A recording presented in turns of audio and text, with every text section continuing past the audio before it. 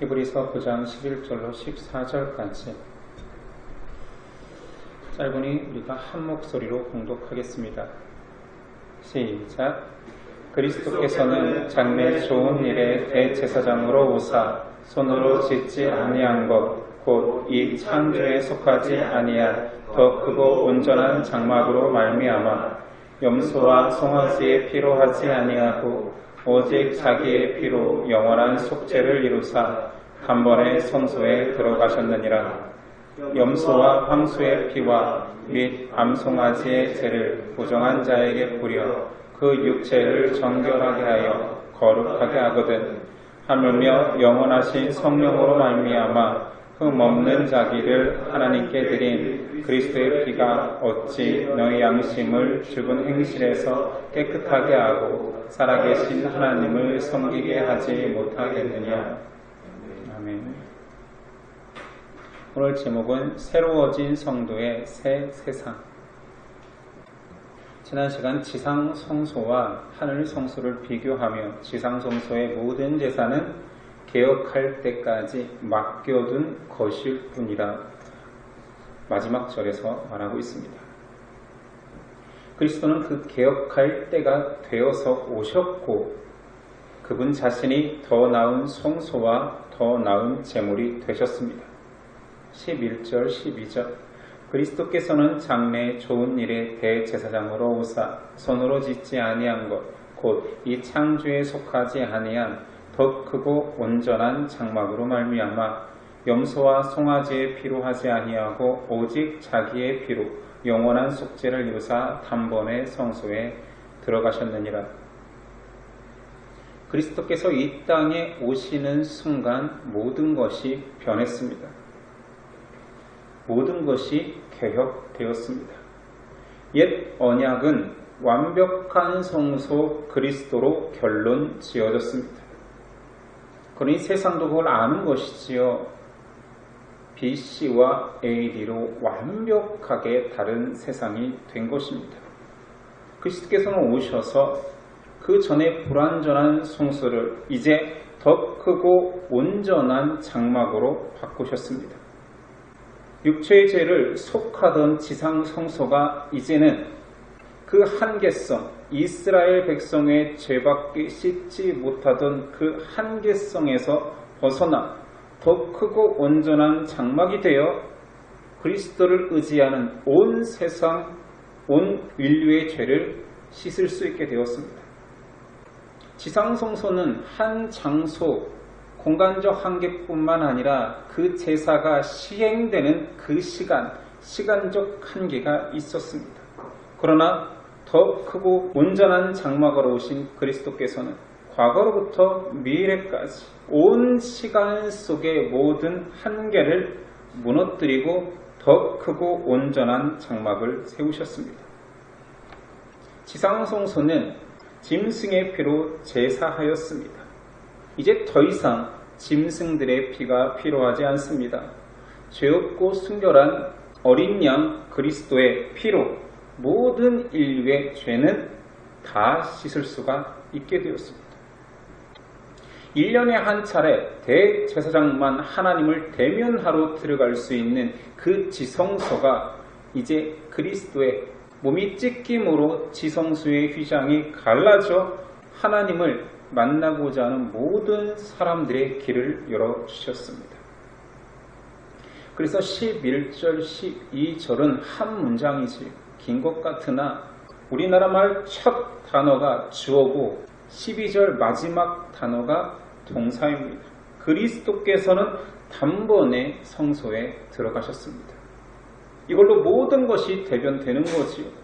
감히 사람은 일반인은 들어가지도 못하고 심지어 제사장도 들어가지 못하였던 지성소 대제사장조차 1년에 단 한 번 어마어마한 준비를 하고 속죄에 죄 씻음을 허락받은 이후에야 두렵고 떨림으로 지성소에 입장했던 그 지성소의 문이 활짝 열린 것입니다. 그리스도께서 단번에 성소로 입장하셨습니다. 그건 우리를 위함이지요. 그리스도께서 대제사장으로 오셔서 더 크고 온전한 장막이 되셨고 자기의 피로 영원한 속죄를 이루셨습니다. 그 언약의 결과로 우리는 구속을 허락받았지요. 그 구속은 죄로부터의 해방입니다. 첫 번째 죄에 해방된 것은 육신입니다. 13절 염소와 황소의 피와 및 암송아지의 죄를 부정한 자에게 뿌려 그 육체를 정결하게 하여 거룩하게 하거든. 지상 성소의 제사도 육신을 정결하게 했습니다. 염소, 황소, 암, 송아지는 제물의 대표격이지요. 그 제물들을 희생시키고 피 뿌림으로 인하여서 그 제물을 가진 자의 육체의 죄가 사함을 받았습니다. 그러나 그것은 단지 육체의 깨끗함만을 허락받은 것입니다.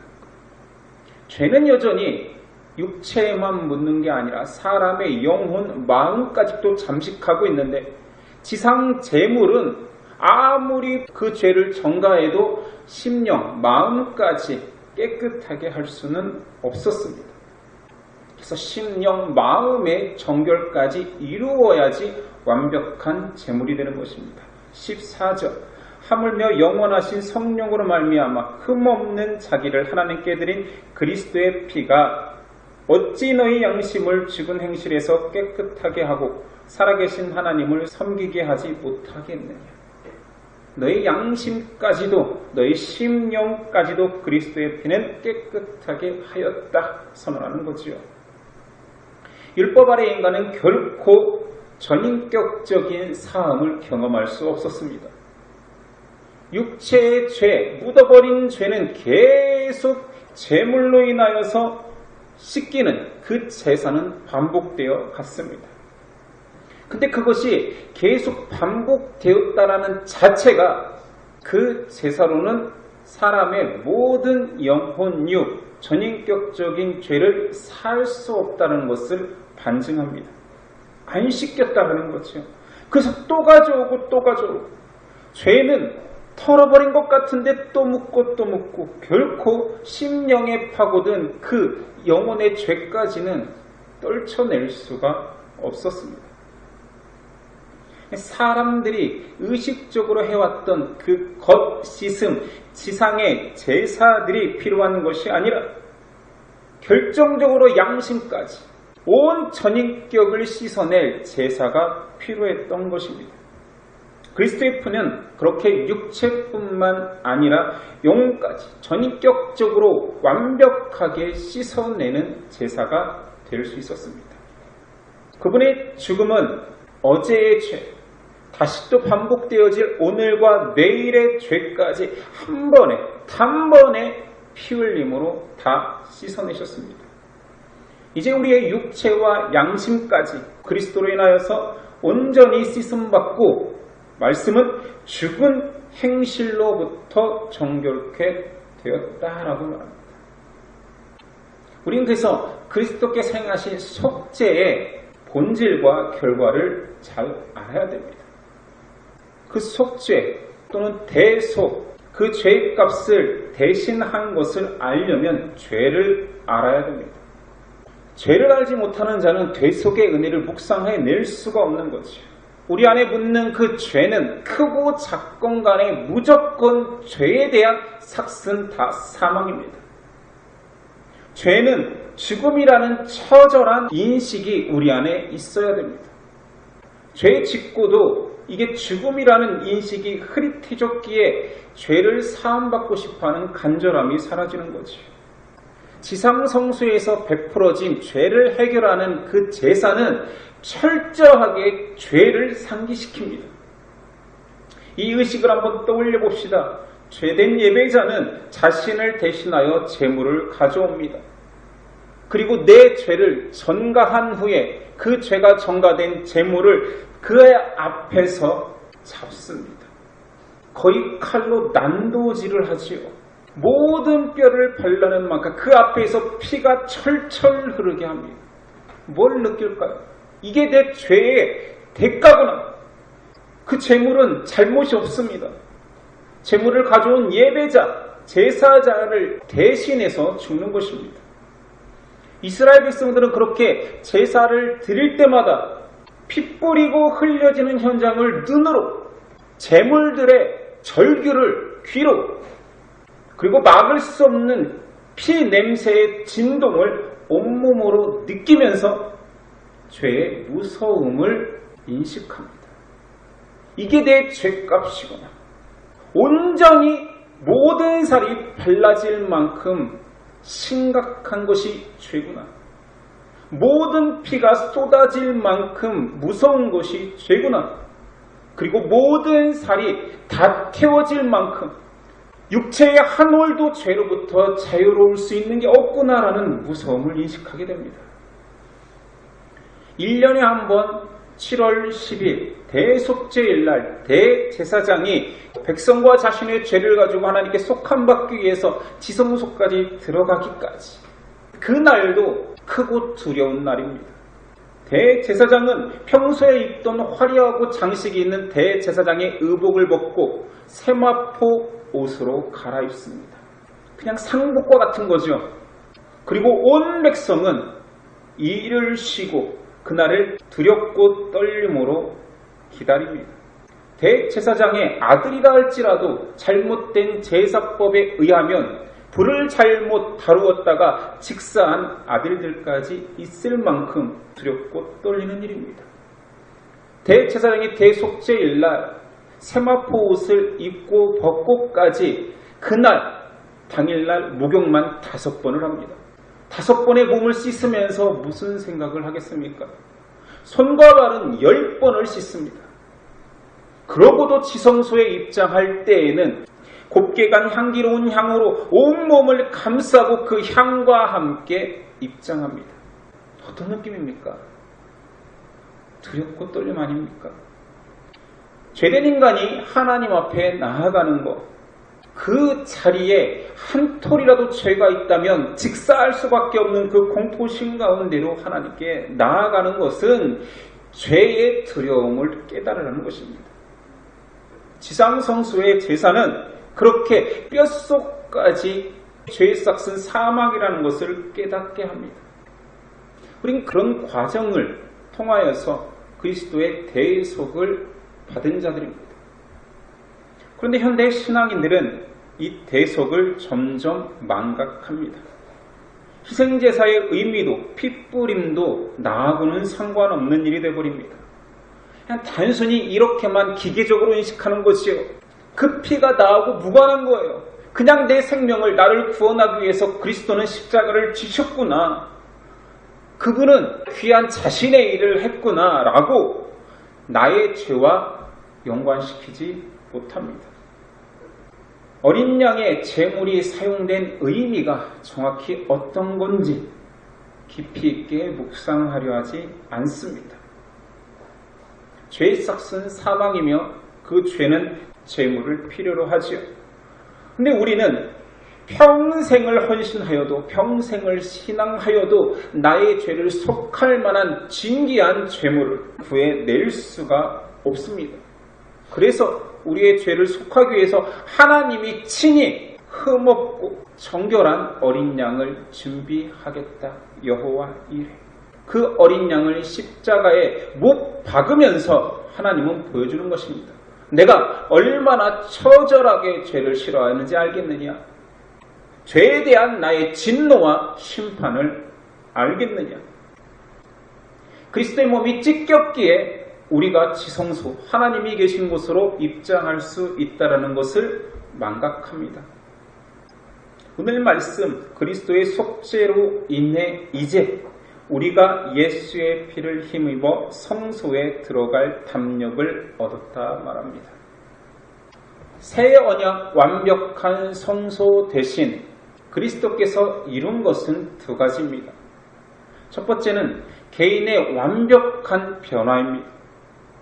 죄의 삭슬 받을 수밖에 없는 몸에서 이제 죄책을 받지 않는 속량받은 몸이 된 거지요. 이것이 첫 번째 우리 개인의 변화입니다. 2번째 변화는 죄 사함 받았기에 그의 세계는 이제 예전의 세계와 다릅니다. 예전은 죄와 죄의 종노릇하고 세상 공중권세 잡은 마귀의 자녀였다라면 이제는 죄속을 받지 않는 몸이 되었기에 하나님과 교제할 수 있는 세계가 바뀐 거예요. 이제 지성소까지 입장할 수 있는 몸이 된 거예요. 하나님과의 관계가 회복된 것입니다. 하나님을 대면할 수 있는 자가 된 거예요. 하나님께 나아갈 수 있는 자격을 얻은 것입니다. 우리는 이것을, 이 두 번째를 망각할 때가 또 많습니다. 나 구원의 확신이 있으니 이 땅을 힘들게 살다가 이제 죽으면 천국 갈 거야가 아니라 대속을 허락받은 그 순간부터 내가 살던 과거의 내 세상이 아니라 그 전까지는 결코 하나님께 도달할 수 없는 그분은 먼 지성소에 계신 분인데 대속받은 순간부터 내가 지성소까지 걸어갈 수 있는 내 세상에 하나님이 계신 것입니다. 죽은 행실과 죽은 양심으로 사람은 하나님을 대면할 수 없습니다.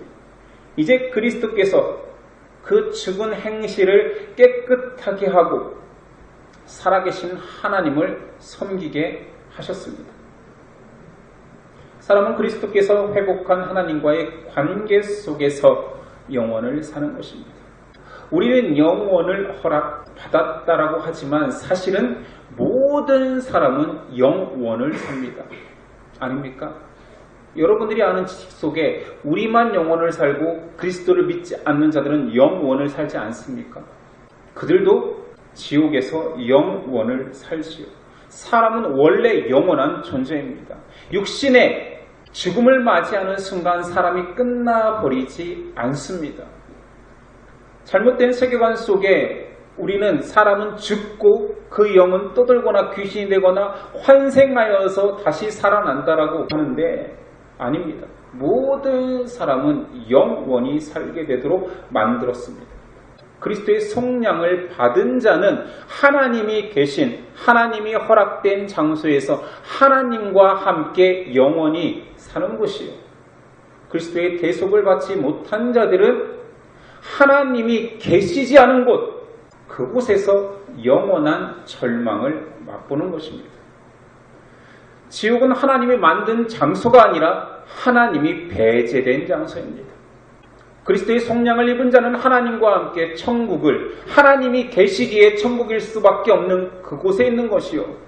그리스도의 속량을 모르는 자는 하나님이 다시는 구원의 손길이나 안타까움의 손길을 보이지 않는 완전히 하나님이 배제된 장소, 지옥에서 영원히 사는 것입니다. 그러므로 속량받은 자의 세계가 변했다라는 것은 무엇이냐? 하나님과의 관계가 회복되었다. 교제할 수 있게 되었다. 영원히 사는데 영원히 하나님과 함께 산다. 이것이 우리에게 변화된 삶입니다. 단순히 내가 구원받기 위해서 그리스도를 더 알아가야 되는 것이 아닙니다. 아니, 저는 하나님을 믿는데 구원의 확신도 있는데 왜 자꾸 성경 보라고 하십니까? 혹은 이렇게 말할 수도 있어요. 사랑한다라면 성경 봐야 되는 거 아닙니까? 그래서 보라는 것입니까? 이런 당위성 때문입니까? 아니요, 저는 알아가지 않아도 그냥 있는 모습 그대로, 사는 모습 그대로 자연스럽게 사랑할 수 있습니다. 왜 자꾸 알아가라고 하십니까? 라고 한다면, 자, 히브리서 기자는 제사법을 꺼내고 구약의 옛 언약을 꺼내고 새 언약을 비교하는 정확한 이유가 있다는 거예요.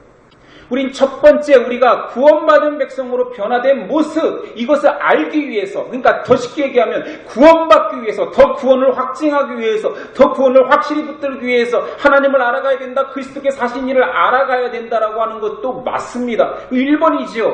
내가 구원받는 것이 가장 중요한 일이니까. 근데 히브리서 기자는 그것만을 말하는 것이 아닙니다. 더 그리스도를 알아가야 되는 것은 하나님의 계획과 섭리, 하나님의 인도하심과 영원한 완성을 알아가야 되는 것은 또 다른 이유가 있으니 너의 세계관이 바뀌었다는 거지. 너는 지금 하나님을 대면하는 사람으로 하나님의 계신 지성소까지 입장하는 대제사장과 같은 신분으로 변화되었으니 그 변화된 신분으로 어떻게 살아가야 될지 알기 위해서 말씀은 봐야 된다. 이게 두 번째 권면인 것입니다. 구원을 꼭 받기 위해서, 구원의 확신 갖기 위해서 맞습니다. 그러나 그 너머에 새로운 삶을 허락받은 우리의 삶을 어떻게 살아가야 할지가 성경에 있다니까요.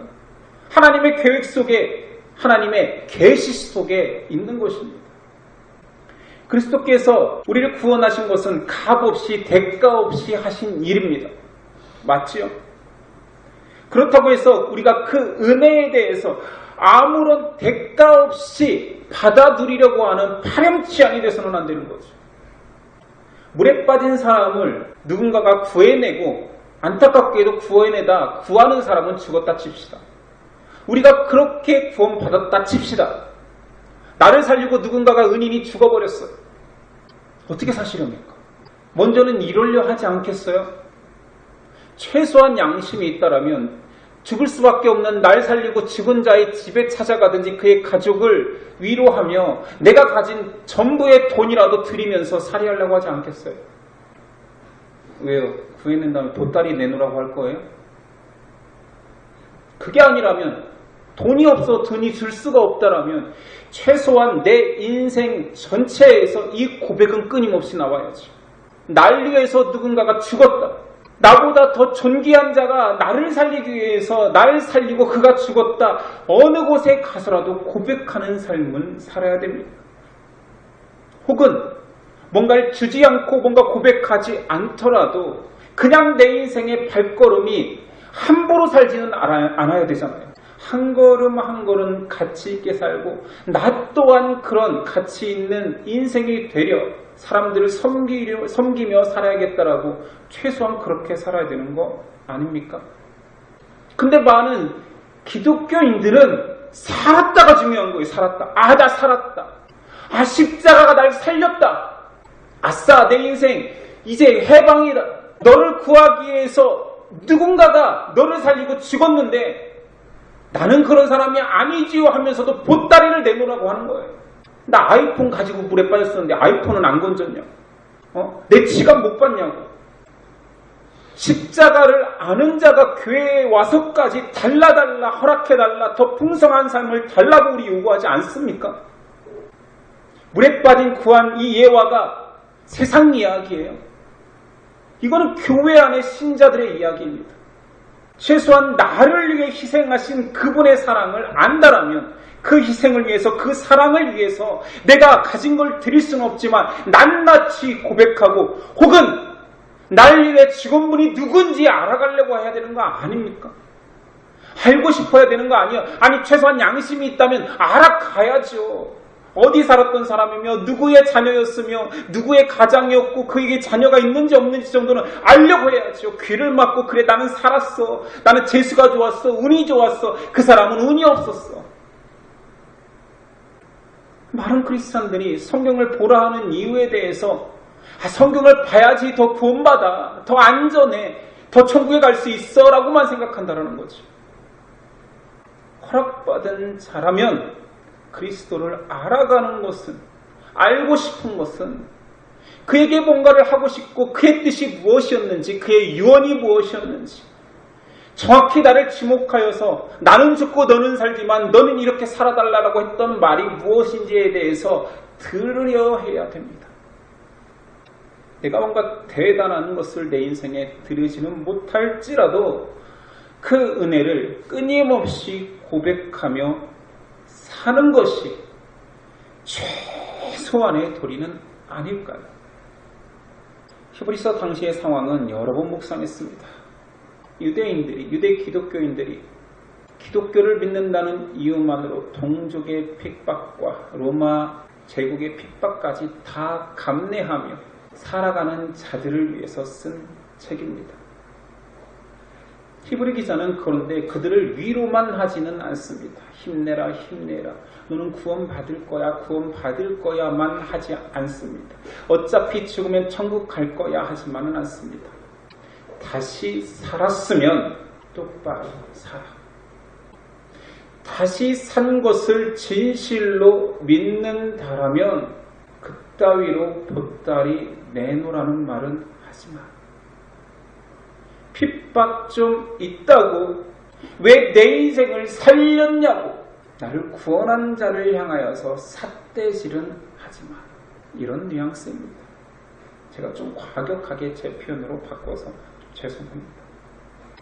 새 언약과 옛 언약을 비교하면서 성경을 배우는 이유는 너의 구원을 확증하라와 더불어 변화된 신분에 걸맞는 행동을 해라입니다. 그 은혜의 가치와 특권을 기억한 자라면 천지의 창조주인 하나님이 만나주는 존재가 됨을 기억하라는 거지요. 새 언약의 약속은 우리에게 그리스도의 희생으로 말미암아 인쳐졌습니다. 새겨져 버렸다는 거지요. 히브리서 8장 9절 이하가 그 내용입니다. 또 주께서 이르시되 이 언약은 내가 그들의 열주의 손을 잡고 애굽 땅에서 인도하여 내던 날에 그들과 맺은 언약과 같지 아니하도다. 그들은 내 언약 안에 머물러 있지 아니하므로 내가 그들을 돌보지 아니하였도다. 또 주께서 이르시되 그날 후에 내가 이스라엘 집과 맺을 언약은 이것이니 내 법을 그들의 생각에 두고 그들의 마음에 이것을 기록하리라. 나는 그들에게 하나님이 되고 그들은 내게 백성이 되리라. 또 각각 자기 나라 사람과 각각 자기 형제를 가리켜 이르기를 주를 알라 하지 아니할 것은 그들이 작은 자로부터 큰 자까지 다 나를 알리라. 지난 본문이니까 다 묵상했던 내용이지요. 부인되지 않는다. 너의 몸과 심령 가운데 내 것이라고 새겨버렸다. 새긴 자들은 작은 자부터 큰 자까지 부인될 수 있는 자가 한 사람도 없다. 구약 선지자들이 쓴 그 글들을, 구약 성경을 우리가 지금 하나하나 읽어가는 이유는 지금 나에게 허락된, 나를 부르신 하나님의 은혜와 새 언약의 크기가 얼마나 큰지 묵상하기 위함입니다. 우리보다 더 철저하게 신앙생활했고 헌신했던 이스라엘 백성이 못 받은 그 새 언약을 내가 받았거든요. 이제 이 사실이 나와 의미 없는 사실이 아닙니다. 옛 제사의 방식, 옛 희생의 제물들은 왜 이렇게 고리타분한 제사를 성경에 설명하고 있을까? 왜 레위기라는 책은 존재해서 나에겐 별로 의미도 없고 가치도 없는데 존재할까? 볼 때마다 새 언약의 가치, 참 성소의 가치를 깨달으라는 거예요. 나에게 허락된. 성도는 자신에게 이루어진 변화를 온전히 인식하기는 어렵습니다. 저도 마찬가지입니다. 이 땅에 있는 모든 신자들이 자기에게 허락된 놀라운 신비들, 나의 변화들을 다 인식하기는 어렵겠죠. 이건 힘들겠죠. 지금 저는 예수 그리스도를 주라 고백하지만 저는 지금 영원을 사는 영생체가 아닙니다. 언제 어떻게 어떤 방식으로 변화되는지 잘 모릅니다. 그리고 또 한 가지, 지금 나에게 허락된 인생의 변화들, 세상의 변화, 하나님과 교제할 수 있고 하나님께 기도할 수 있는 이 놀라운 변화에 대해서 다 인식하지 못합니다. 그러나 알아갈 수 있죠. 새 언약이 나를 얼마나 바꿨는지, 내 인생과 내 세계를 얼마나 바꿨는지는 알아갈 수 있습니다. 왜냐하면 성령이 도우시겠다고 했습니다. 성도는 정말 놀라운 은혜를 받은 자들입니다. 그래서 성도는 한 사람 한 사람 다 금쪽 같고 귀한 자들입니다. 작은 자로부터 큰 자까지 하나님의 그 놀라운 은혜를 입은 자이기에 그 인생은 세상 어떤 만물, 천하보다 귀하다 할 수 있습니다. 그런데 내 존재가 바뀐 것과 내 존재를 인식하는 그 괴리가 큰 거죠. 내가 하나님이 사람이 된 것, 여러분이 하나님의 사람이 된 것과 우리가 고백하는 그 괴리가 너무 큽니다. 지금 내가 하나님을 만날 수 있고 대면할 수 있는 이 세계가 바뀐 상황을 우리가 인식하는 상황과 너무 괴리가 큽니다. 우리는 놀랍게 변화되었고 우리에게 허락된 세상은 벌써 변화된 상태임에도 불구하고 우리의 인식이 너무나 작습니다. 여러분은 하나님의 사람입니다. 여러분이 잘나서도 아니요 뭔가를 해서가 아닙니다. 그리스도께서 허락하셨습니다. 여러분은 지성소까지 입장하여서 하나님을 대면할 수 있는 신분이 되었습니다. 대단히 존귀한 자입니다. 망각하지 마시고 그 신분에 걸맞는 삶이 무엇인지 물어봐야 되고 묵상해야 되고 나누어야 됩니다. 예수 십자가는 우리가 생각하는 것, 우리가 깨달을 수 있는 것보다 더 놀라운 일을 나에게 행했고 내 주변 세상에 행했습니다. 그리스도의 새 언약은 사람을 새롭게 성도를 만들었고 성도의 세상을 옛 세상이 아닌 새로운 세상으로 바꾸어 버렸습니다. 여러분 고백하시겠습니까? 그리스도께서 나를 바꾸었다라는 사실을. 바꾸기 위해서 그리스도께서 어마어마한 고통의 대가를 치르셨다라는 사실을 고백하며 삽시다. 그리스도는 우리 일생에 이 육신에 붙은 생명만을 구하는 것이 아니라 죄로 인하여서 내 전인격적인 심판, 영원한 멸망으로 갈 수밖에 없는 나를 건지셔서 영생을 선물했습니다. 그것을 고백하십니다. 그리스도는 지금도 하나님과의 교제에 중보자가 되어 내가 죄로 허우적거릴 때 다시 나를 붙들어 세워 하나님께로 인도합니다. 우리의 기도를 모두 다 담아 지금도 하늘 보좌에 계신 그리스도는 하나님께 중보하고 있다고, 여전히 영원한 대제사장으로 살고 계신다라고 히브리서는 증언하고 있습니다. 내가 변했습니다. 나는 예수 믿기 전에 내가 아닙니다. 이제 내 상황도 변함을 인식하십시오. 새로운 세상에 허락받은 나의 인생은 특권이라는 것을 아십니까?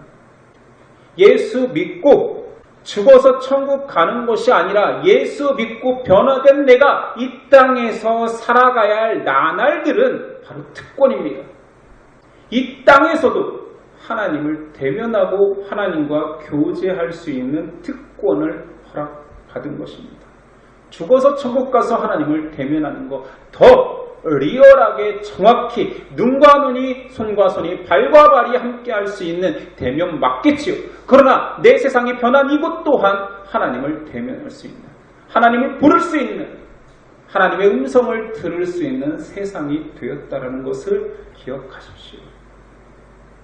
그런 삶을 인정하는 자라면 계속적으로 내 욕망과 내 죄끌림으로 살아가는 것이 아니라 친밀하게 교제하는 하나님이 원하는 삶이 무엇입니까? 순종을 찾아가는 삶을 삽니다. 십자가의 해방은 방종의 자유가 아닌 주인을 섬기는 자유입니다. 시인의 고백이 정확한 거예요. 세상 왕궁에서의 첫날보다 주의 전에 문지기로 사는 한 날이 낫다.